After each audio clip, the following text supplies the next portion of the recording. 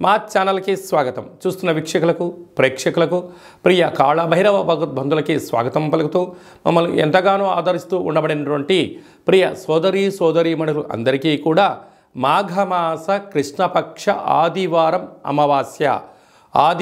అమావాస్య అనగానే అద్భుతమైనటువంటి యంత్ర సాధన, మంత్ర సాధన, తంత్రిక సాధన చేసుకోవడం కోసము ఎంతగానో ఉపయోగపడేటువంటి పర్వకాలము.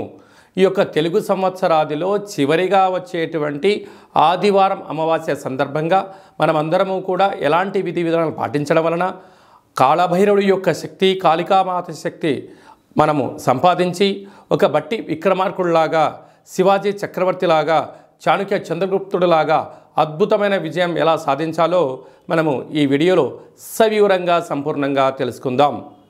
10వ తారీఖు 3వ నెల 2024 మాఘమాసము, కృష్ణపక్షము, ఆదివారము, అమావాస్య, పూర్వాభాద్ర నక్షత్ర సందర్భంగా మనం ఎలాంటి విధిని పాటించాలో సంపూర్ణంగా తెలుసుకుందాం.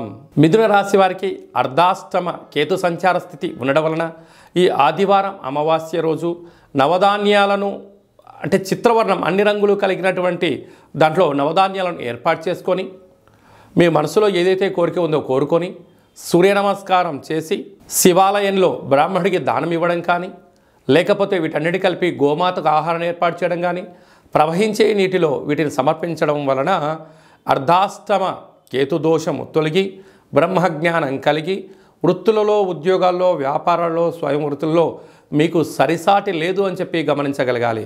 అలాగనే ఇంట్లో కుష్మాండ దీపాన్ని లేకపోతే నారికేల దీపాన్ని ఏర్పాటు చేసుకొని కాళభైరవ స్వామి యొక్క స్మరణ మీకు యోగదాయకం అని చెప్పి గమనించాలి. తరచుగా గొడవ పడడం, పోలీస్ స్టేషన్లకు వెళ్ళడం, 490 కేసులు పెట్టుకోవడం, అలాగే విడిపోవడం జరుగుతూ ఉంటుంది. అలా కాకుండా వారి జాతకాలలో గ్రహాలు లేకుంటే గుణాలు, పాదాలు, జంతు మైత్రి ఎలా కలుస్తుంది, వారి వివాహం ఎందుకు అవ్వడం లేదు, అయిన దంపతులు ఎందుకు తరచూ గొడవ పడుతున్నారో మన యొక్క దేవాలయంలో సంపూర్ణంగా జాతకాలను తెలుసుకొని వారి పేరులో మార్పును కానీ, వారు చేసే విధానంలో కొన్ని మార్పులు కానీ చేయించడం వల్ల వాళ్ళిద్దరూ పార్వతీ పరమేశ్వరులాగా ఉండేటువంటి ఆధ్యాత్మిక సలహాలు, సూచనలు ఇవ్వడం జరుగుతుంటుంది.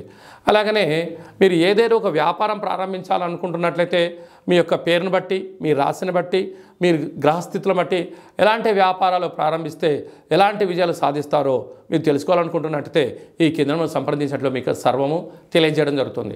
అలాగనే కాళభైరవ మంత్ర సాధన చేయాలి అనుకుంటున్న వారందరికీ మన యొక్క దేవాలయంలో మంత్ర సాధన, మంత్ర ఉపదేశ కార్యక్రమం ఏర్పాటు చేయడం జరుగుతుంది. ఆసక్తి గలవారు ఈ కింద నెంబర్ని సంప్రదించవచ్చు. ఈ ఆదివారం అమావాస్య సందర్భంగా అమ్మవారి యొక్క ఆశీస్సులు ఉండాలని కోరుకుంటూ ఆశీర్వచనం.